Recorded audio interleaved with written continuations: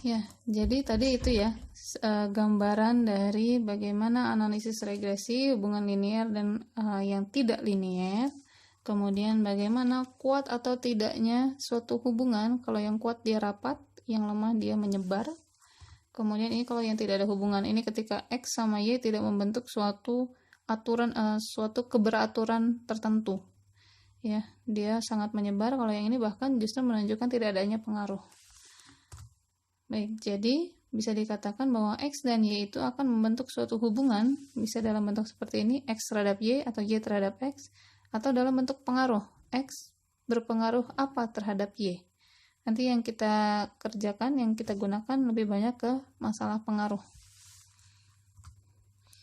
Kemudian, jika pola yang membentuk hubungan X dan Y itu berupa garis lurus, disebut pengaruh linear. Dan ini yang akan kita pelajari, yaitu analisis regresi linear. Jadi, untuk variabel X, di mana variabel X kita sebut dengan variabel bebas ya, independen tadi, Y itu adalah terikat ya, atau dependent.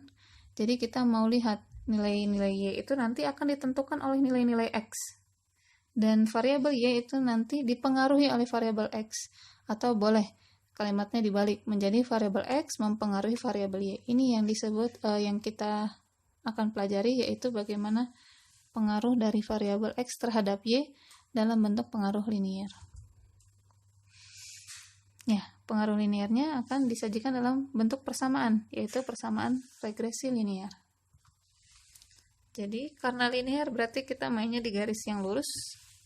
Yang sudah kita pelajari di matematika teknik ya, bahwa garis lurus itu bentuk persamaannya seperti ini. Ya, Y ini adalah fungsinya, kemudian A ditambah BX, di mana X ini adalah variabel bebas tadi. A-nya kita sebut dengan intercept, B itu disebut dengan slope atau kemiringan.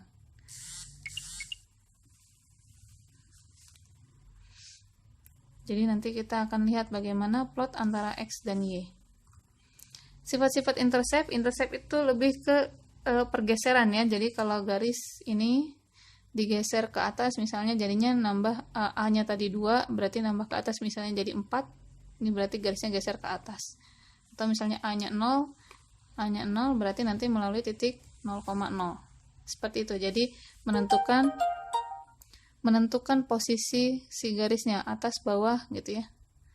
Dan seterusnya. Sedangkan untuk yang kemiringan ini berarti kita melihat bagaimana hubungan antara X dan Y. Perubahan pada X akan mengakibatkan perubahan pada B atau kemiringan tadi, slope, yang berakibat pada nilai Y. Jadi Y ini maksudnya adalah untuk mengukur kemiringan atau slope garis tersebut. Intinya di sini. Jadi sifat slope itu kalau nilai B-nya positif, tadi B itu adalah slope atau kemiringan.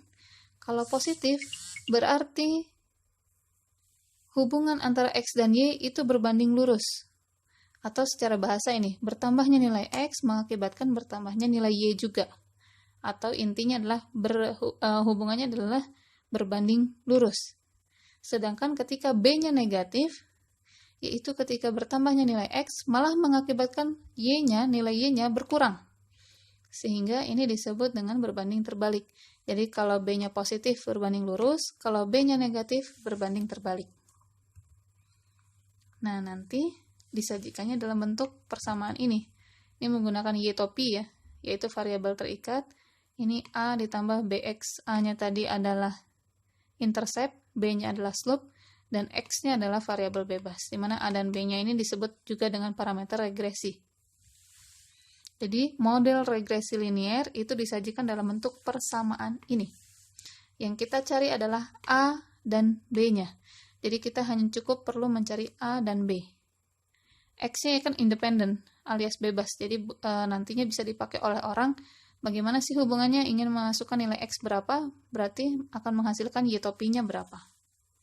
Gitu. Jadi, yang kita cari adalah A dan B-nya saja.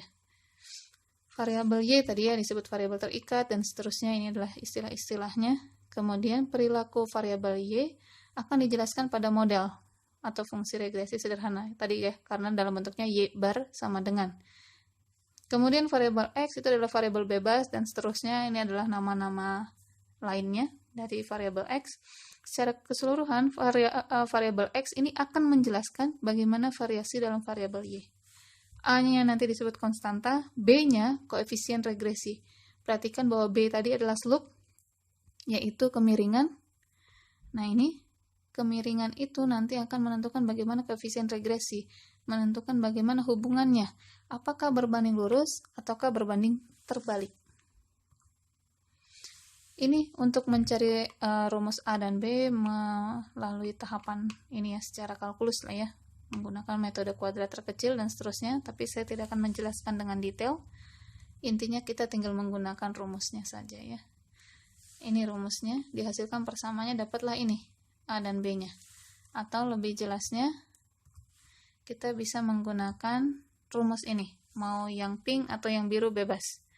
Yang biru ini lebih sederhana. Perhatikan perbedaan antara rumus yang pink dan yang biru adalah A-nya saja. Rumus B-nya sama. Ya, nanti rumus B ini sama saja ya. Jadi yang bedanya hanya pada A saja. Nanti ini kita akan gunakan pada contoh soal yang seperti ini.